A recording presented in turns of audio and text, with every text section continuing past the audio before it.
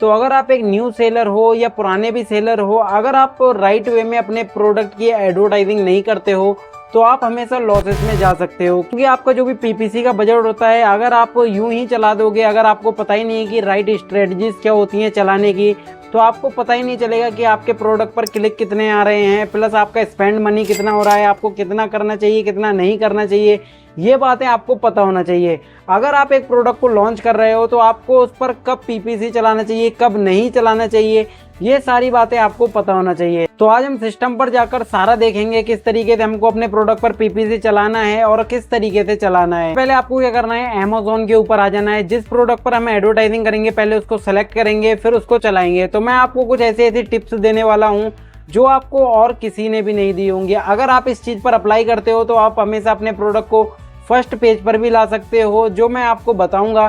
तो आपको इस वीडियो को एंड तक देखना है और ध्यान से देखना है। तो यहाँ पर मैं क्या करूँगा, यहाँ पर 3 डॉट पे क्लिक करूँगा और यहाँ पर हम चले आएंगे एडवर्टाइजिंग कैंपेन मैनेजर पे। कैंपेन मैनेजर पे जाने के बाद यहाँ पर हम मेन डैशबोर्ड पे आ जाते हैं, जहाँ पर हम पीपीसी करते हैं, अपनी मार्केटिंग चलाते हैं। तो यहाँ पर हमको सब कुछ दिख जाता है, कितना हमने पीपीसी चलाया है कितना नहीं चलाया है, ये सब कुछ हमको शो हो जाता है यहाँ पे। तो जैसे मैं आपको दिखाता हूँ, तो जैसे आप लोग देख सकते हो यहाँ पर, देख सकते हो कि जो भी हमारी परफॉर्मेंस है, यहाँ पर कितने क्लिक आए हैं, कितना हमारा टोटल स्पेंड हुआ है, यहाँ पर कितने परचेसेस आए हैं, एकॉस कितना है हमारा, मतलब एकॉस होता है हमारा एडवर्टाइजिंग कॉस्ट ऑफ, जो भी सेल्स होता है वो होता है एडवर्टाइजिंग कॉस्ट ऑफ सेल्स, मतलब कितना सेल हुआ है। तो यहाँ पर हमको ये एकॉस, परचेसेस और टोटल ऑफ कॉस्ट, ये क्लिक्स वगैरह, ये सब कुछ देखकर चलना पड़ता है। लेकिन मैं इस वीडियो में मैं आपको सिर्फ ये बता रहा हूँ कि आपको अपने पीपीसी को किस तरीके से चलाना है। अगर आपने एक प्रोडक्ट लॉन्च किया है उसका राइट वे क्या होना चाहिए। फिर आने वाली वीडियोस में हम सब कुछ देखेंगे कि ये डेटा हमको किस तरीके से देखना है, क्या हमारा राइट वे होगा, एकॉस को हमको किस तरीके से देखना है, परचेज को किस तरीके से देखना है, या हमको सारी सीट को देखकर उसको किस तरीके से अप्लाई करना है। तो पहले हम क्या करेंगे, यहाँ पर हम एडवर्टाइजिंग चलाना सीखेंगे। तो यहाँ पर हमको सिर्फ पीपीसी चलाना है। तो पीपीसी चलाने के लिए यहाँ पर हम करेंगे क्रिएट कैंपेन पे। तो अगर आप एक प्रोडक्ट को लॉन्च कर रहे हो, न्यू प्रोडक्ट को लॉन्च कर रहे हो, तो आपको क्या करना है, यहाँ पर स्पॉन्सर्ड प्रोडक्ट पे करना है। स्पॉन्सर्ड ब्रांड भी मिलता है हमको, डिस्प्ले भी मिलता है, लेकिन ये हमारे बहुत ही एडवांस हो जाते हैं जब आपका प्रोडक्ट एक लेवल पे पहुंच जाता है, जब आपकी ब्रांड रजिस्ट्री होती है, ये सब कुछ हो जाता है। अगर आपको एक ब्रांड को आगे बढ़ाना है अपने, तो यहाँ पर ये चीज़ें आपको यूज़ करनी है, जो हमारा स्पॉन्सर्ड ब्रांड हो गया और डिस्प्ले हो गया। तो अभी हम क्या करेंगे, स्पॉन्सर्ड प्रोडक्ट को ही यूज़ करेंगे। अगर आपने एक प्रोडक्ट लॉन्च किया है और आप अपने प्रोडक्ट को सिर्फ सेल करना चाहते हो और उसकी सेल्स वेलोसिटी मैच करके उसको फर्स्ट पेज पे लाना चाहते हो, तो यहाँ पर जैसे ही हम इस पर क्लिक कर देते हैं तो कुछ इस तरीके से हमारे पास डैशबोर्ड आ जाता है। तो जैसे यहाँ पर ऐड ग्रुप नेम, यहाँ पर आप डाल सकते हो कुछ भी। तो हम यहाँ पर क्या करेंगे, यहाँ पर हम इस टाइम को हटा देंगे और यहाँ पर हम जो ऐड ग्रुप है, ऐड ग्रुप को भी यहाँ पर हम हटाकर अपने प्रोडक्ट का नाम लिख लेंगे। जैसे हम कुछ भी लिख लेते हैं प्रोडक्ट का, सिर्फ एग्जाम्पल में, जैसे मैं यहाँ पर डाल देता हूँ वाटर बॉटल। जैसे यहाँ पर हम वाटर बॉटल डाल देते हैं और यहाँ पर हमने डेट भी यहाँ पर हमारी आ जाती है, जिससे कि हमको पता रहेगा कि हमने ये चालू कब किया था। तो हमारा ऐड ग्रुप नेम कुछ इस तरीके से होता है। तो यहाँ पर हम 01 करके भी लिख देते हैं। तो 01 कर देंगे, हमको पता चल जाएगा कि हमारा वाटर बॉटल जो भी ऐड है वो सबसे पहला ऐड यही है। तो कुछ इस तरीके से आप अपने हिसाब से डाल सकते हो, मैं यहाँ पर कुछ इस तरीके से ही डालता हूँ। तो जैसे यहाँ पर हम चले आएंगे, फिर यहाँ पर आएगा साइट्स, कि आपको इसको अमेज़न पे दिखाना है या अमेज़न बिजनेस पे। तो मेन हमको क्या कर रहे हैं, हम अमेज़न कर रहे हैं, जहाँ पर हमारा B2C कस्टमर आता है, मतलब जो भी B2B के लिए आपको यहाँ पर नीचे दिखाना होगा। तो यहाँ पर हम क्या करेंगे, अमेज़न को ही क्लिक कर लेंगे और यहाँ पर हमारा आ जाएगा प्रोडक्ट। तो प्रोडक्ट यहाँ पर आप जो भी लिस्ट करोगे अपना, आपका वही आएगा। तो यहाँ पर हम क्या करेंगे, इसको ऐड कर देंगे। तो जैसे हमने यहाँ पर ऐड कर दिया, लेकिन आपको एक एडवर्टाइजिंग करने से पहले आपको क्या करना है, अपने प्रोडक्ट पर जो भी रेटिंग रिव्यूज़ है वो आपको लेकर आना है। तो आपको उसको 10 या 10 तक यहाँ पर रिव्यू रेटिंग लाना है, 5 to 10 के बीच में आपको रखना ही है। फिर उसके बाद आपको एडवर्टाइजिंग करनी है। अगर आपकी उसके ऊपर जो भी लिस्टिंग के ऊपर अगर रिव्यू रेटिंग नहीं है तो हमेशा वो सेल ही नहीं होगा, भले ही आप उस पर कितना भी बजट रख दीजिए या उस पर कितना भी कॉस्ट पर क्लिक रख दीजिए, कुछ भी नहीं होने वाला है। तो मेन आपको रिव्यू रेटिंग लेकर आना है उस प्रोडक्ट के ऊपर। तो जैसे हमने यहाँ पर इस प्रोडक्ट को ऐड कर दिया, तो यहाँ पर है ऑटोमेटिक टारगेटिंग, मैनुअल टारगेटिंग। तो ऑटोमेटिक टारगेटिंग हमारी वो होती है जिस पे अमेज़न खुद सजेस्ट करता है अपने कीवर्ड पर, अपने रैंक करता है प्रोडक्ट को हमारे, और उसको सेल करने के लिए ट्राई करता है नए नए कीवर्ड्स पर। तो हमको क्या करना है, जब भी हम प्रोडक्ट लॉन्च करते हैं तो हमको पता नहीं होता है कि हमारा प्रोडक्ट कौन से कीवर्ड पर यहाँ पर सेल होगा। तो मेन हमको क्या करना होता है, ऑटोमेटिक टारगेटिंग पे ही चलाना चाहिए, क्योंकि अमेज़न खुद ट्राई करता है नए नए कीवर्ड पर कि ये कौन से पर सेल होगा। जिस पर ज़्यादा सेल होता है तो ऑटोमेटिक अमेज़न उस पर और भी ज़्यादा पुश करता है प्रोडक्ट को। तो यहाँ पर हमको ऑटोमेटिक टारगेटिंग हमेशा करना चाहिए। फिर उसके बाद जब हमको पता चल जाता है कि ये कीवर्ड पर ज़्यादा रैंक कर रहा है हमारा प्रोडक्ट, उसके बाद हम मैनुअल टारगेटिंग करते हैं। यहाँ पर आपको 15 डेज़ या 20 डेज़ जब भी प्रोडक्ट लॉन्च के बाद जब भी आप करोगे तो ऑटोमेटिक टारगेटिंग करोगे। फिर इसके बाद हमारी एक पीपीसी रिपोर्ट होती है जो हमको डाउनलोड करके सब कुछ चेक करना पड़ता है कि किस पे ज़्यादा एकोस आ रहा है, किस पे आरओएस आ रहा है। ये सब कुछ हमको चेक करके हमको मैनुअल टारगेटिंग करना होता है। तो अभी हम क्या करेंगे, ऑटोमेटिक टारगेटिंग ही करेंगे जो हमारे लिए सबसे बेस्ट रहेगा। तो ऑटोमेटिक टारगेटिंग हो गया हमारा, और यहाँ पर हमारा आएगा ऑटोमेटिक टारगेटिंग बजट। तो हमको यहाँ पर एक क्लिक पर कितना यहाँ पर हमको खर्च करना है, ये चीज़ हमको देखना पड़ती है। तो यहाँ पर आप जितना ज़्यादा रखोगे उतना ज़्यादा आपका फर्स्ट पेज पे प्रोडक्ट दिखने के चांसेस होंगे। यहाँ पर आप इसको 25 रुपीज़ से लेके 50 रुपीज़ तक यहाँ पर आप स्पेंड कर सकते हो, जिससे कि आपका प्रोडक्ट ऊपर दिखे।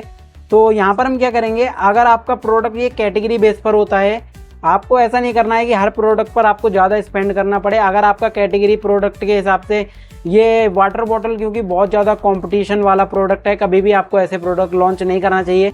तो जो भी हम प्रोडक्ट लॉन्च कर रहे हैं हमेशा हमको उसमें देखना चाहिए कंपटीशन वगैरह कम रहना चाहिए, जिससे कि हमारा बजट भी कम ख़त्म होता है। तो जैसे हम यहाँ पर क्या करते हैं, जैसे यहाँ पर 25 रुपीज़ है, अगर आप सिर्फ ट्राई करना चाहते हो तो यहाँ पर आप 10 रुपीज़ भी बिड डाल सकते हो, 15 रुपीज़ भी डाल सकते हो। तो आपको पता चल जाएगा कि कम बजट में आपका कितना सेल हो रहा है, कम बिड में कितना सेल हो रहा है। ज़्यादा बिड में तो सेल होगा ही होगा, क्योंकि फर्स्ट पेज पे हमारा प्रोडक्ट दिखेगा। तो जैसे अगर आपके पास अच्छा खासा बजट है, अगर आप स्पेंड कर सकते हो मनी, तो आपको मेन क्या करना है, यहाँ पर इसके बीच में ही रखना है। तो जैसे यहाँ पर 25 to 50 दिख रहा है, तो जैसे हम यहाँ पर रख देते हैं 25। अगर आप इससे कम भी रखना चाहो तो रख सकते हो, सिर्फ ट्राई करने के लिए। अगर आपके पास अच्छा खासा बजट है तो 25 रख सकते हो। तो यहाँ पर जैसे मैं 20 रुपीज़ ही रख देता हूँ। अगर हमारे प्रोडक्ट पर ज़्यादा ट्रैफिक नहीं आता है, फिर उसके बाद हम इसको बढ़ा सकते हैं। तो जैसे अभी हम इसको 20 कर देते हैं, और यहाँ पर आ गया हमारा नेगेटिव कीवर्ड टारगेटिंग, यहाँ पर नेगेटिव प्रोडक्ट टारगेटिंग। तो यहाँ पर क्या होता है, जो भी कीवर्ड वगैरह होते हैं ये हमको हमारे पीपीसी चलाने के बाद ही पता चलते हैं कि कौन से नेगेटिव कीवर्ड हैं, वो हमको यहाँ पर ऐड करना पड़ते हैं। तो यहाँ पर अभी हम ऐड नहीं करेंगे, क्योंकि हम यहाँ पर एक फ्रेश ऐड को यहाँ पर कर रहे हैं, क्योंकि न्यू प्रोडक्ट है हमारा। तो इसीलिए हम क्या करेंगे, पहले ऐड चलाएंगे, उसके बाद रिपोर्ट डाउनलोड करके 15 डेज़ बाद, फिर उसके बाद इसको हम क्या करेंगे, ऑप्टिमाइज़ करेंगे। तो अभी हमको यहाँ पर कुछ भी नहीं करना है। और यहाँ पर हमारा कैंपेन बिडिंग स्ट्रेटजीज, हमारी dynamic bid up and down, और यहाँ पर बिड डाउन ओनली, और यहाँ पर फिक्स बिड। आपको क्या करना चाहिए, तो मेरे हिसाब से आपको, अगर आप एक न्यू, अगर आपके पास कम बजट है, जिससे कि अगर आप ज़्यादा स्पेंड नहीं कर सकते हो नॉर्मली, तो आपको डायनेमिक बिड डाउन ओनली रखना चाहिए। अगर आपके पास बजट सही है, आप स्पेंड कर सकते हो अपने प्रोडक्ट पर, तो आपको अप एंड डाउन रखना चाहिए। अप एंड डाउन क्या होगी, अगर आपका प्रोडक्ट समझ लीजिए, जो भी अगर ज़्यादा व्यूज़, आप अगर ज़्यादा कंपटीशन है, मेन जो भी व्यूवर हैं, जैसे समझ लीजिए अगर आपके प्रोडक्ट पर कम ट्रैफिक आ रहा है, कम क्लिक्स आ रहे हैं, तो अमेज़न क्या करेगा, उसको और ज़्यादा ऊपर दिखाएगा, मतलब उसकी बिड को और बढ़ा देगा अपने हिसाब से, जिससे कि जल्दी से जल्दी लोग क्लिक करें और उसको बाय करें। और अगर देख रहा है कि उस पर ज़्यादा क्लिक आ रहे हैं लेकिन सेल नहीं आ रही है, तो उसको ऑटोमेटिक उसको डाउन कर देगा। तो और सिर्फ डाउन रखते हैं तो उसको सिर्फ डाउन ही रहेगा, बढ़ाएगा नहीं। अगर क्लिक ज़्यादा आ रहे हैं तो उसको डाउन कर देगा, और भी डाउन कर देगा। तो यहाँ पर अगर आपके पास कम बजट है तो डाउन ओनली रख सकते हो, लेकिन अगर आप एक ट्रायल फेज पे हो तो हमेशा आपको डायनामिक्स अप एंड डाउन ही रखना चाहिए। लेकिन अगर आपके पास बजट थोड़ा कम है तो आप डाउन ओनली रख सकते हो, वो आपकी मर्जी है। तो यहाँ पर हम इसको रख देंगे। फिर इसके बाद हम यहाँ पर बिड एडजस्टमेंट में, यहाँ पर हम अपने प्रोडक्ट को अगर ज़्यादा फर्स्ट पेज पे दिखाना चाहते हैं, ज़्यादा ऊपर दिखाना चाहते हैं, तो यहाँ से हम बढ़ा सकते हैं। तो जैसे हम बढ़ाते जाएंगे तो यहाँ पर आप देख सकते हो कि 8%, 9% जो भी है, हमारा बजट भी बढ़ता जाएगा। जैसे हमने 20 रुपीज़ की रखी थी, तो जब भी कोई बंदा क्लिक करेगा, अगर हम उसको 10% फर्स्ट पेज पे अगर और ज़्यादा दिखाना चाहते हैं, तो यहाँ पर 22 मतलब 2 रुपीज़ और ज़्यादा कटेंगे, मतलब 2 रुपीज़ और ज़्यादा स्पेंड होंगे, जिससे कि वो 10% और ज़्यादा फर्स्ट पेज पे जाने के चांस होंगे उसके। तो ये चीज़ हम क्या कर सकते हैं, यहाँ पर हम 10 या 15%, तो जैसे हम इसको बढ़ा देते हैं, 20% तक हम इसको बढ़ा सकते हैं तो चलता है। जैसे हम ये इसको 20% भी बढ़ा सकते हैं, 10% आप अपने हिसाब से कर सकते हो। मैं इसको 20% बढ़ा देता हूँ। तो जैसे हमने यहाँ पर 20 रुपीज़ कर दिया फिर इसके बाद क्या होगा, यहाँ पर कैंपेन नेम आएगा। तो कैंपेन नेम आप कुछ भी रख सकते हो। तो जैसे हम यहाँ पर रख देते हैं वाटर बॉटल 01 करके ही रख देते हैं, जिससे कि हमको ध्यान रहेगा। तो सिर्फ हम ये एक एग्जांपल के रूप में जो भी है सिर्फ रख रहे हैं नाम, कोई हमारा ये प्रोडक्ट नहीं है। तो यहाँ पर हम क्या कर रहे हैं, जो भी डेट है, स्टार्ट डेट हमारी जुलाई 21 होगी, नो एंड डेट। तो यहाँ पर एंड आपको डेट क्या रखनी है, तो यहाँ पर हमको कुछ भी नहीं रखना है। जब चाहे आप उसको पॉज कर सकते हो, जब चाहे उसको बंद कर सकते हो, जब चाहे चालू कर सकते हो। तो नो एंड डेट तो हमको रखना ही नहीं है कभी भी प्रोडक्ट की। तो जब भी हम देखेंगे कि हमारा प्रोडक्ट अगर सही से चल रहा है, हमारा जो भी पीपीसी सही से चल रहा है, तो हम इसको चलता रहने देंगे। अगर देख रहे हैं कि वो सही से नहीं चल रहा है या बहुत सारी चीज़ें होती हैं, तो उसको हम ऑप्टिमाइज़ भी करेंगे। अगर बंद करने की नौबत आएगी तो हम उसको बंद भी करेंगे। तो जैसे हम यहाँ पर नो एंड डेट कभी भी नहीं रखेंगे। डेली बजट हमको कितना रखना होता है, तो यहाँ पर हम डेली बजट 300 तक रख सकते हैं। तो जैसे हम यहाँ पर 300 डालते हैं, हाँ, तो जैसे आपको यहाँ पर दिख रहा होगा, तो यहाँ पर आपको दिख रहा होगा कि डेली बजट आपको एटलीस्ट 50 रुपीज़ रखना ही रखना है। तो अगर आप चला रहे हो तो यहाँ पर आप 500 भी डेली बजट रख सकते हो, लेकिन अगर आप एक बिगिनर हो तो यहाँ पर आपको 300 रखना है। तो जैसे मैं यहाँ पर 300 रख देता हूँ बजट, अगर हमारा न्यू प्रोडक्ट है। फिर उसके बाद हम बढ़ा सकते हैं, जैसे जैसे देखते हैं कि सेल्स हमारी अगर बढ़ रही है, तो यहाँ पर हम इसको 300 कर देंगे। इसके बाद हमारा पूरी तरीके से ये जो भी कैंपेन है वो रेडी है चलाने के लिए। इसके बाद सिर्फ हमको लॉन्च कैंपेन करना है अपना। तो हमारा जो भी कैंपेन होगा वो लॉन्च हो जाएगा और हमारा जो भी प्रोडक्ट है वो हमारा जो पीपीसी है उस पर चलने लगेगा, और जो भी हमारी मार्केटिंग होगी वो ऑटोमेटिक अमेज़ॉन करने लगेगा। फिर उसके बाद हमको क्या करना है, 15-20 डेज़ बाद इसकी एक रिपोर्ट डाउनलोड करना है। उसमें हमको देखना है कौन से अच्छे कीवर्ड रैंक कर रहे हैं, नहीं कर रहे हैं। उसमें से हमको निगेटिव टारगेटिंग निकालनी है ये। लेकिन यहाँ पर आपको इसको लॉन्च कर देना है और आपको 15 डेज़ तक देखना है कि आपका कैंपेन कैसे चल रहा है, बुरा चल रहा है, अच्छा चल रहा है। आपको उसको चलते रहने देना है। आपको उसमें कोई भी ऐसा ऑप्टिमाइज़ नहीं करना है या बंद नहीं करना है। 15 डेज़ तक आपको ये चीज़ देखनी है कि वो किस प्रोडक्ट पे निगेटिव है या सही चल रहा है, गलत चल रहा है। ये चीज़ आपको करना है। आपको थोड़ा स्पेंड कर लेना है मनी, कोई बात नहीं। उसके बाद हम उसको मैनुअल टारगेटिंग करेंगे अच्छे अच्छे कीवर्ड पर, फिर हमारा प्रोडक्ट रैंक अच्छे से होगा। तो मैंने आपको बता दी कि ऑटोमेटिक टारगेटिंग हम किस तरीके से करते हैं, जो भी ऑटोमेटिक पीपीसी किस तरीके से चलाते हैं अमेज़ॉन के ऊपर। अगर आपको राइट वे में अमेज़ॉन को करना है तो मैंने आपके लिए free of cost E book लिखी है, जिसको आप लिंक है बायो में, तो आप जाकर पढ़ सकते हो स्टेप बाय स्टेप।